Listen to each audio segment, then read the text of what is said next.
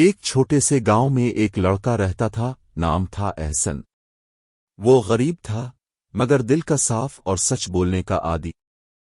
ایک دن وہ گاؤں کی پگڈنڈی پر جا رہا تھا کہ اسے راستے میں ایک بھاری تھیلا ملا۔ اس کے اندر سونے کے سکے تھے۔ احسن حیران بھی ہوا اور ڈر بھی گیا۔ وہ تھیلا کسی امیر شخص کا لگ رہا تھا۔ گاؤں میں شور مچ چکا تھا کہ چودھری صاحب کا تھیلا گم ہو گیا ہے۔ سب سمجھتے تھے کہ شاید کسی نے چوری کی ہے، مگر احسن تھیلا لے کر سیدھا چودھری کے گھر پہنچ گیا۔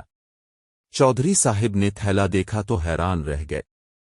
اتنے لوگ انعام لینے کے لیے جھوٹ بولتے تھے، مگر احسن نے سچ بول کر تھیلا واپس کیا۔ چودھری صاحب نے خوش ہو کر کہا، بیٹا، تم نے دولت نہیں لوٹائی، تم نے میرا اعتماد لوٹایا ہے۔ یہ رہی تمہارے سچ کی محنت کا انعام۔ اور انہوں نے احسن کو تعلیمی وظیفہ، کپڑے اور کچھ رقم دی تاکہ وہ اپنا مستقبل سنوار سکے۔ اس دن سے گاؤں میں ہر کوئی احسن کو ایک مثال کے طور پر یاد رکھنے لگا، کیونکہ سچ بولنے والا کبھی خالی ہاتھ نہیں رہتا۔